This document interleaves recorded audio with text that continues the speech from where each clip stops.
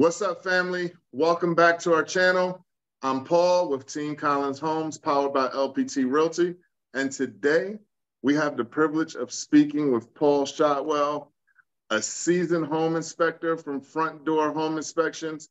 Now, I've known Paul for about 5+ years, and he's here to shed some light on the importance of the home inspection when purchasing a property. Please help me welcome Paul Shotwell.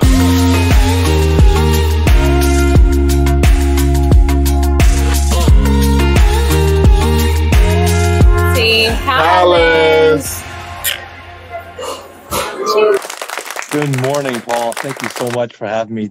I really appreciate it. This is so exciting. Good morning. My name is Paul Shotwell with Front Door Home Inspections. I started my own home inspection company after being in the business for a few years, and I've been doing this for about 7 years or so, maybe 10. Okay. Time's going by so crazy. Yeah. But I've always been in real estate in some form or another all my life, ever since my early 20s. And I love it. I'll never leave it. You kind of say you're going to, but you never do, right? Something always brings you back, and then you do it. Yep. I'm in the Orlando area, but I do drive. I'll go sometimes 2 hours away, but on the average, it's about an hour each way, for a home inspection. Okay. I do travel a lot. I love it. I can't see myself doing anything else. I'm so glad I got into it. I get to meet awesome people like yourself and your wife, Camille, and develop relationships. And it's all about, being comfortable with yourself, being comfortable with your job, with your knowledge, and and being comfortable climbing on roofs and going in attics. Well, I brought you onto the channel because, one, I know you're thorough at what you do, and you've helped many of my clients with home inspections for their home purchase. So let's start by understanding the importance of a home inspection. Paul, could you explain to our audience what a home inspection is and why it's important for potential home buyers? A home inspection is, I would say, right, you're going to your dentist because you go, everything's gonna be fine, and sometimes it is, right. You're just going for the regular cleaning, but then sometimes the dentist or the dental hygienist will find a cavity, right. And then, so the cavity needs to be taken care of. Also, or you might have to have a tooth removed, right? Something minor to medium, or to sometimes it's something major, like you have to have, your teeth removed and replaced. Absolutely. Also, in a home inspection, like going to the dentist, they'll make recommendations, right? You need to floss more. That'll extend the life of your teeth. And the same thing with my home inspections is I put in recommendations. Sometimes it's simple that most homeowners can do, like caulking around the windows, taking care of things like that. Caulking around your sink, making sure that's up to date, because caulking shrinks over time. It just, it's not something that lasts forever. So it's like taking care of your car. Absolutely. Like taking care of your home. You need to check your tire pressure, rotate your tires, change your oil. Same thing with your house. You just have to do little things to maintain it. One of the common things I see when I do a home inspection is grading around the house. When I say grading, you want to make sure that the water flows away from the house. Gotcha. When it rains, water comes down in sheets along the side of your house if you don't have a gutter. And that sheeting starts beating down on the ground right next to your house. And then you get erosion. What happens if you let erosion go amok? You get the Grand Canyon.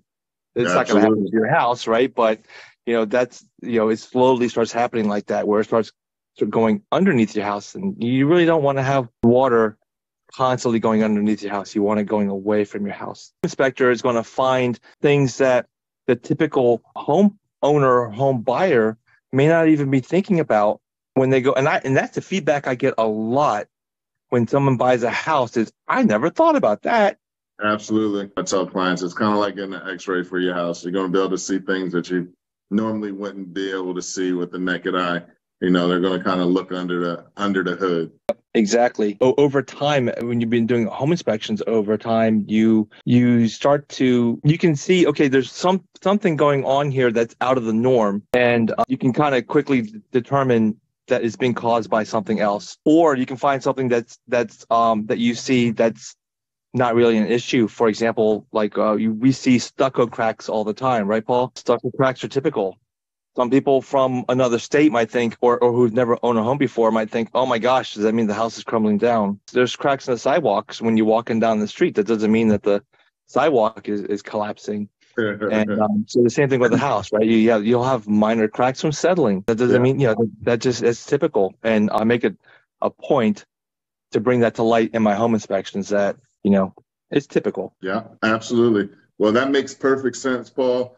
With all your experience, can you share some examples of, I think you just did, but some hidden issues that home inspections might uncover? I did a home inspection yesterday. The buyers and the agent, they do.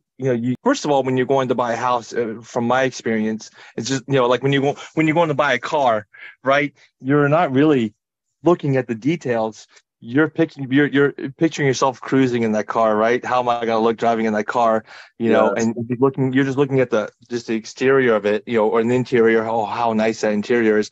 I think people do that when you're buying a house too, right? They're just going, oh, look, it's beautiful. It's a nice house. I like the paint. I like the rooms. They work out well. They look at it a different way than a home inspector does, right? So, for example, this house yesterday, same thing. They love the house, and they don't see the things that a home inspector sees. Like, I went up on the roof and I found there were some major things going on just by walking on the roof that you couldn't see from the ground, and so that people wouldn't know to see that. Wouldn't know unless you had a home inspection done.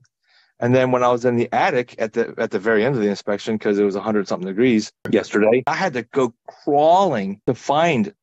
And it was major. It wasn't minor. It was major. So that was a big deal. I believe that the buyer never would have known had they not had a home inspection done on this house yesterday. Another thing I find when you're doing a home inspection that people don't know about, that I bring to their attention, electrical panels. There are some electrical panels that were made in the 70s that are Federal Pacific, Stab Lock, some Challenger panels are challenging, pun intended. So, if I had never gotten into home inspections, I never would have known to look at these things. So, which brings me to another, I understand. I try to put myself in the position of the buyer. And explain things to them the best way possible, the way that I would want something explained to me. I think I do my home inspections the way I do them is because when I bought my first house, the realtor recommended that we go there for the home inspection. We were there, and the guy just left. Didn't say anything. He didn't even say anything. And then a few days later, I got an email. Emails were just starting back then from the realtor saying, hey, this is what the home inspector found and what her recommendations were. And I think I had like 12 or 24 hours to go over the report and decide for myself, things about that. Enough time. Yeah. So so my reports, as you know, are very thorough, right? I take lots of pictures. Absolutely. And I always have that door open for communication. If the buyer has questions about anything, I try to make myself available as much as possible. It's hard for me to do that while I'm doing a home inspection. I think it's respectful to the buyer that I'm working with at that moment, but I always get back to the people that have questions from my previous inspections, right?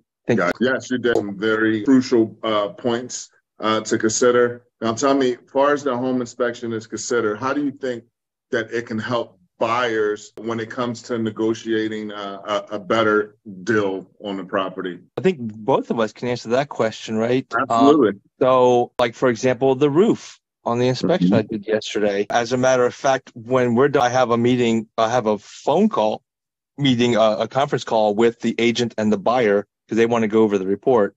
Okay. That I did yesterday. They need to know, what needs to be done and how to move forward. I try to stay in my lane, right? Gotcha. And when it comes to, I would never tell him, well, you need to buy a new roof. I just, or you need to make the seller put a new roof on there. I can't do that, right? I feel like that's not my place to be. Say, yeah, that could put you, the agent, in a precarious position. I agree. So I try to stay out of that arena. Right. Gotcha. I'll present my findings. And then when it comes to the negotiations, because people everybody is in a different situation financially and as far as knowledge is concerned. So I've had some people come to me and say, find everything. I want everything you can think of. I mean, I do, right? I do that anyway, but because they are savvy in negotiating and then they want to negotiate. I'm talking about the buyer, right? And then you have some people that are a little bit savvy, and then I'll present the report to them and they go, oh yeah, I can do that after I move in. I can take care of it myself, right? And then you have on the other end of the spectrum, people like, I don't want to do anything. I just want to buy the house and unlock the door and start living in it. And I don't want that kind of stuff, though. Yeah. So as far as the negotiating part of it is, I'll present the facts or my findings, but awesome. I think, yeah. Awesome. So to elaborate on that a little bit more from my point of view as the realtor, we take that information that you actually give us and we take it back to the actual seller. Sometimes properties are listed on the market. The seller doesn't know what's wrong with it, or they've priced the house with certain things being in great condition. So when you start finding things like the roof or the AC, that's going to take away from the value of the house. So from a realtor's point of view, it allows us to go back to the negotiating table and say, yes, you're asking for X price. However, that price would only be good if the roof was good and the AC was good. So now we have to subtract from that price because the new buyer is now going to have to replace those items. So it allows us to get the house for a little bit cheaper or to get the items corrected to bring it up to the value of the purchase price. So for us, that's great. And I mean, we always talk about safety first. Paul, what are some of the common safety issues or concerns that you encounter during a home inspection, and how do you usually address those? GFCI outlets, ground fault circuit interrupter outlets, right? The outlets that are in the bathrooms that we see with the test and reset button on there. Yes. Yep. So the current code is, now we're not code enforcers, but we have to be aware of what they are, and especially when it comes to safety. And GFCI outlets are now required in all bathrooms, all the outlets in the kitchen, all the outlets in the garage, and all the outlets in the laundry room, and all the outlets on the exterior of the home. Gotcha. Should be GFCI protected. GFCI will age. They can stop working over time, or they can become damaged. So I test with my tester all of the outlets to make sure that they're tripping properly. Tripping means that they're turning off, simulating a toaster falling into the bathtub.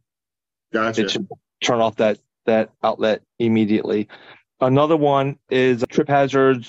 Say when sometimes the walkway that leads from your driveway to your front door may have settled a little bit, and then you have a little bit of uneven walkway. I'll note that in my report on the walkway, as well as the garage or anywhere around the house. If I see pipes that need to be buried that are laying across the ground, that's another safety. Another one is stairs, railings. We want to check them to make sure that they're nice and tight, not wiggling. No. If you have a pull down ladder for your attic, people sometimes they use their attic. Well, many times they use your attic as storage, and not only are you possibly 200 plus pounds, but you're carrying, you're going up and down, and then the hinges I've noticed start to get loose. That's another common. We have one of those wooden. I've seen some metal ones too. Like I've seen some really nice pull down ladders, but I know the ones on our house is wooden. And I remember going up it the first time, and I'm like, there's no way this is gonna hold me going up. I was so nervous I was gonna fall, but it did. It's pretty sturdy, but it's a little sketchy. I still wince sometimes when I'm walking up into an attic and it's creaking. Don't fall now. Please don't fall down. All right, Paul. So I wanted to talk about insurance. How does a home inspection, particularly like the 4-point and wind mitigation inspections, impact a homeowner's insurance? Can you explain what these inspections entail?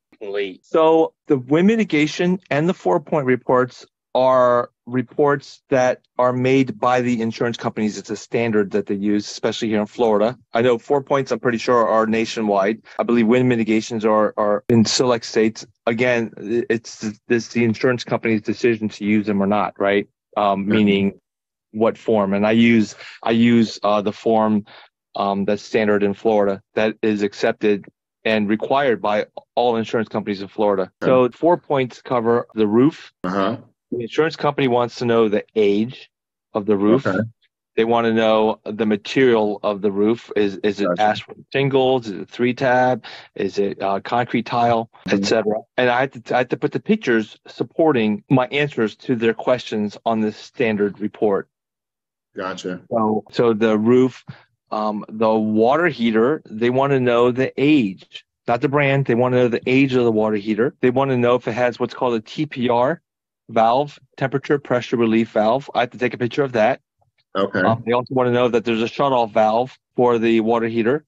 Gotcha. And if the water heater is on the inside of the house or where it's located, they want to make sure that there is a catch pan underneath it in case it leaks. And again, I take a picture of that if it's needed. I put that in the 4 point. And they also want to know the plumbing. Houses that were built between 78 and 95, I believe. Some builders use what's called polybutylene pipes. Absolutely. Polybutylene pipes over time have been known to not be reliable, and some insurance companies will take issue with polybutylene pipes. So I believe that's one of the reasons why that question is in the 4 point, because they want to know. Gotcha. Is it copper? Is it PEX? Is it CPVC? Is it polybutylene piping? And side note, I once did a house that was built in the late 60s. Oh my goodness, yeah. And it had polybutylene piping in it. And then people, I've had this conversation, people are like, how was that possible? Because it was renovated at the time when poly was being used, and that's how it had poly in it, because it was renovated somewhere between 78 and 95. Gotcha. So they replaced everything with the poly. With the poly. The poly was the newest thing in right then. That was probably the cheapest thing that you can put in. They probably went ahead and just went with it. Yep, exactly. And so then the third point is your air conditioning system. They want to know the age of it and if it's working properly or not. And then lastly is electrical. Insurance companies want to know the amp that's coming into the house. Is it sufficient? Is one of the questions that they ask. What's the brand? Because as we discussed earlier, there's some brands that we'll take issue with, and like we said, Federal Pacific. And depending on when your house was built in the late 60s to early 70s, electricians were using aluminum branch wiring. There's been known issues with aluminum branch wiring in the home. So I have to look for aluminum branch wiring because the insurance company wants to know. I think I covered the 4 points: the roof, the water heater, the plumbing, the HVAC. HVAC is AC, air conditioning, and then your electrical. And so the wind mitigation, that report is separate from the 4 point.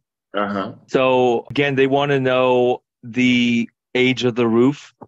Gotcha. The insurance company wants to know the material. Again, 3-tab, asphalt, architectural shingles, concrete tile, etc. They want to know the shape of the roof. So they want to know if it's a hip roof, a flat roof, or what's called an other, which would be anything that's not a flat or a hip roof. They want to know the roof to wall attachments. How is the roof attached to the house? They want to know if it's lips, what's called single wrap, which is the most common.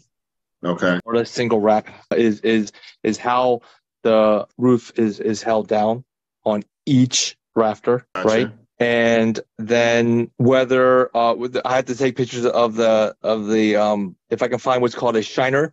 A shiner is when the guy's on the roof and he's going down with the air nail gun, and sometimes they'll miss the support a little bit, and then the nail is kind of sticking out.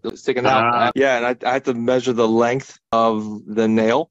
I take a picture of that. That's also in the report to support my answer. And the thickness of the deck, meaning how thick is the wood that they use. Okay. And then nail spacing. And I take my metal detector and I run it across and I mark where each nail is, because you can't see that part. You have to use a metal detector to find it. Gotcha. And then I measure how the width. They like to see it less, 6 inches approximately or less. Greater than that is a different, that's a different, you'll have a different answer on the wind mitigation report. And lastly, they want to know the windows, the doors, and the garage door, if you have one, whether it's impact or not. There's more to it, but basically they want to know if it's impact or not impact. On the doors, that the form is called non-glazed, which means it's a door that does not have a window on it or doesn't have any glass on it.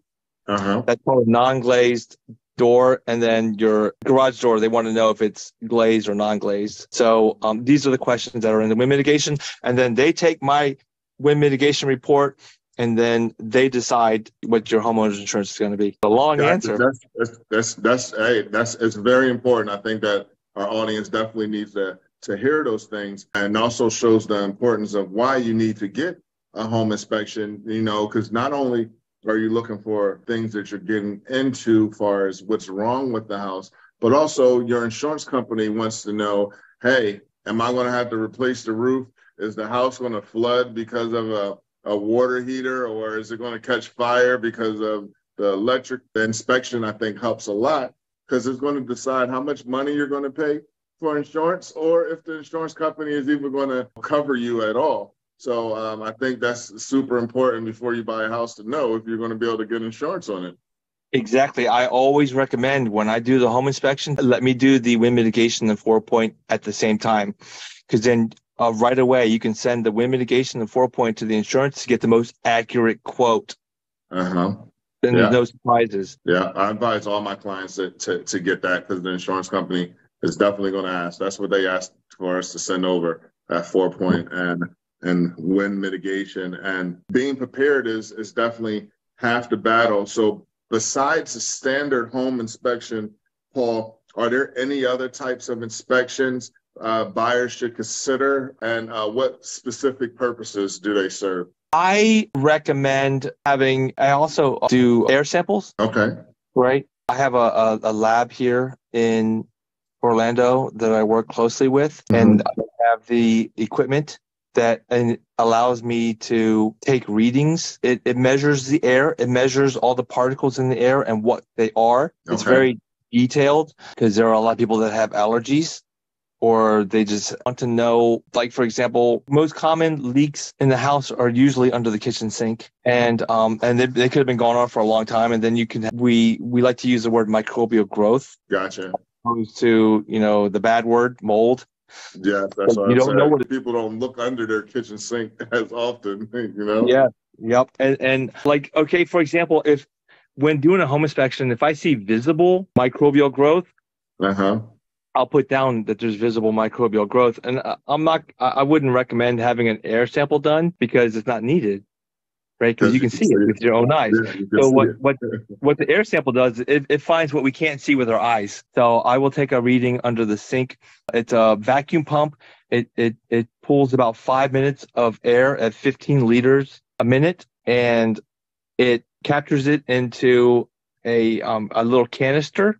Okay. And then I reseal that canister after I've taken the air sample. I do 3. It does cost a little bit more to do it. It's because there's lab fees involved, right? Okay. And the cost of the canisters because they're one-time use only, and it takes about 24 hours approximately to get the results back from the lab. It's a very detailed report, and then I in turn forward that to the buyers that have asked for it. Okay. And then they'll get the report, like I said, about 24 hours later. So the most common air samples are under the sink, and then one inside of the air conditioning, because they want to know about the air that's going through their house. So would I would want to know that too when I'm buying a home. And the third one is what's called the control.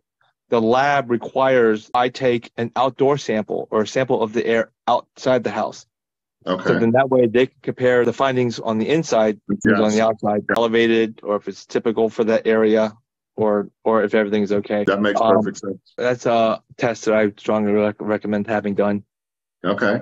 Yep. I know for our VA clients, there's something called a WDO inspection. Yes. What is that? So wood-destroying organisms. Wood-destroying organisms typically are termites, wood rot. Wood rot is fungus in the wood is a wood-destroying organism, right? Because it destroys the wood. And then also you have your drywood termites, or which are are common in Florida, and your subterranean termites that live in the ground, and then they build mud tubes to get to the wood. You're typically in your attic. Even if you have a concrete home, you have wood in your house. And they'll find it. So a VA loan, they require, for the protection of the buyer, a WDIR, wood destroying inspection report, right? That's what they call it, WDIR, wood destroying inspection report. So I am licensed to do those as well with the state of Florida. So when the form is needed, we talk about having to do the form so that the VA can get loan bank. And even if that's not required, I still look. That's part of my inspection. I'm trained to do that because there's no way that I would not put something like that into my report for the buyer just because they didn't opt for the WD. So speaking on Paul, now during the inspection itself, are there any particular areas or components of the house that you focus on? Or no, are there any areas in the house that you particularly focus on? My focus is what's in the 4-point, the things we talked about in the 4-point, because it's a big deal to the insurance company. It should be a big deal to the buyer. Absolutely. And then in that same category would be the structure, right? It's really rare to find a house that's falling down, right? Isn't that the biggest concern? Is my house falling down? Oh, you found some cracks. Is the house falling down? Yes. But what I like to do is just make the buyer comfortable that no, your house isn't falling down. It's not going to fall down. I can't predict what happens in the future, but at the time I did the inspection, everything was fine. One of the most common questions I'm asked is the structure, the condition, based on my visual inspection. Just as a reminder to the viewers that a home inspector it's a visual inspection. We use our knowledge and experience, kind of like Sherlock Holmes, well, this is causing this, therefore this is causing, this is a problem, because we can't open up the walls, right? You don't own the house yet. So we can't come in with sledgehammers and go, you have an issue with the stud over here. But we do our best to find like leaks behind walls where you can't really see them. I'm sure you've seen my inspection reports. I take my moisture meter and I touch the wall behind every toilet and I take a picture of it because that's a common area where there's leaks behind and you can't see it. But my moisture meter, I do my best to see if I can find it or not. Absolutely. So it sounds like that, yes, there are some things that are important that you focus on, like the 4-point and wind mitigation, but you actually look. Everything is important to a buyer, and you do a thorough job at looking at everything so that you can give them the most information about the house that you possibly can. Is that right? Correct. Yes. Okay. And I want to add one thing too. So talk about the 4-point, right? You got the roof, the plumbing, the electrical, and the air conditioning, right? Those are the 4 big points that a home inspector focuses on, right? You asked me that question when you're doing when doing a home inspection, and of course everything else, right? I look at everything. I go room by room, inch by inch, looking for things that are out of the norm, wobbly ceiling fans, right? I approach the house as if my children were buying the house, and then also them lying in bed at night and the ceiling fans going click, click, click, click, click, so little things like that is what I put in my report. So getting back to the 4 points, why hiring a home inspector is a good idea, and it's a cost-effective way to get a snapshot of your house, because you can back me up on this. If you hired a roofer to come look at say you're going to buy a house and you want to hire a roofer to come out to look at your house, I think they charge like $125 just to come out. And then if you want to hire an air conditioning expert to come out, they're going to charge $100-something to show up in your front door. And then I don't know what they charge per hour, to go through your air conditioning system, right? And then your electrical. If you hire an electrician to come out, they're going to charge $100-something just to show up, and then however much they charge, to go through your house. And then lastly is the plumber, right? You're gonna have a plumber. They're gonna charge $100-something just to show up, And just to check your plumbing system, theirs is visual as well. Because remember, for all four of those, can't start destroying things, right? To look behind the walls. Yeah. So when you hire a home inspector, we know enough to report on the conditions of the roof, the air conditioning, the plumbing, and the electrical. And in addition to that, you're getting a room by room. You're getting a very detailed on the outside, on the inside of the home. Gotcha. Right? Are the doors closing? Are the doors latching when you close the door? Are the windows working properly? I check all the windows, the outlets, the doors inside and out. Is the toilet flushing properly? Is the toilet secure to the floor? Right. So these are the things that I do as a home inspection. Hey, that is some thorough detective work there, Paul. And speaking of detective work, during your inspections, do you ever feel like, I know you mentioned Sherlock Holmes. Do you feel like an actual real life detective searching for clues? Yes. Yeah, I do. So one thing I talk about, because I've trained home inspectors in the past, is not to do too much speculating because you could be wrong. Yes. So you just want to get what you see. Here you go. Right. And then you can interpret those on how you want. If you want to look deeper into that, then you need to go hire those particular professionals to look deeper into it. So if you're so here's the information about the roof. If you need more information about the roof, you should hire a roofer to give you better details of it. But here's the information. If you want more, go hire that particular expert. In the hospital, the doctor will send you to a specialist, and that's kind of what you do. You say, here's the information. If you want more information about it, you should go to that particular specialist to get it deeper. So speaking of, we know that time is of essence in the home buying process. How long does it typically take you to do a home inspection? And in your expert opinion, and I think I know the answer to this, do you think that it is worth the investment of time and money? It takes about 3 hours, approximately on average, to do a thorough home inspection. As you know, I always get to them about 30 minutes early. And so many people, and you can look at this on my Google reviews too. I think one gentleman put down, Paul saved me $30-something thousand because of the home inspection. I remember that too. I think there's a lot of value in having a home inspection done, because getting back to the beginning of our conversation, it depends on your budget, right? You'll have an investor that goes, just find me everything so I know what I need to do. I haven't anticipated, so I'll take your report and I'll do the math and figure out what needs to be done. And then you have some people that go, I have a budget, then either I'll fix it or maybe like we talked about earlier, have the seller give a credit or fix it. And then also, if there's nothing wrong with the house, right, then you have that comfort of knowing peace of mind. The thorough inspection was done, and isn't that worth something too? Yeah. To add on to your point, like I said, you've helped many of my clients, and more so just recently, you've helped my client. Actually, we had one that did have the poly piping and roof issues, and the seller actually did put a brand new roof on there, which is $12,000 to $14,000, and they actually repiped the whole house, which was another $8,000 to $9,000. So now they move in the house, they have a brand new roof, a brand new pipe.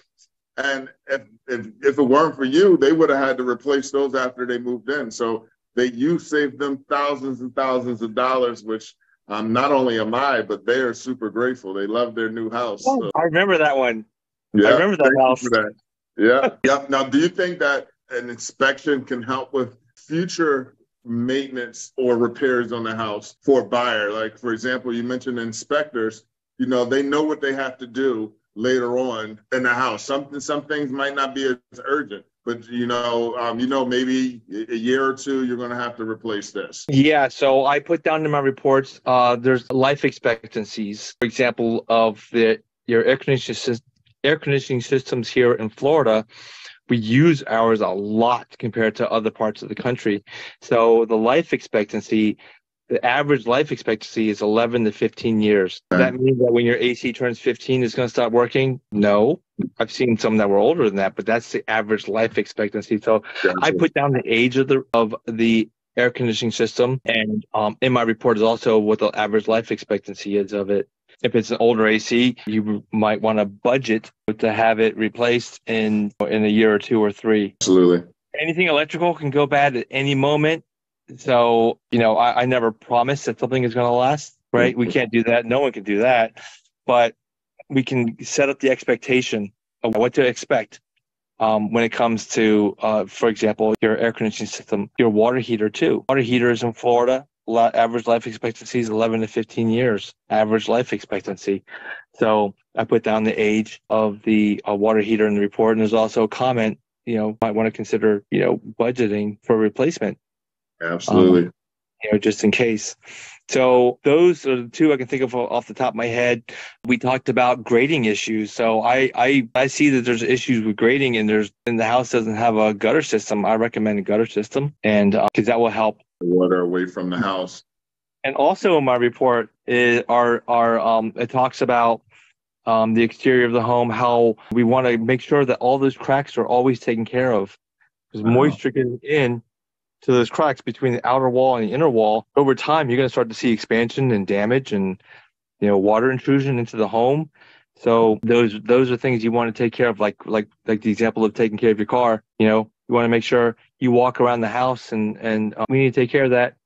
Call a reputable painter can help you with the cracks, the naturally occurring cracks that occur on stucco.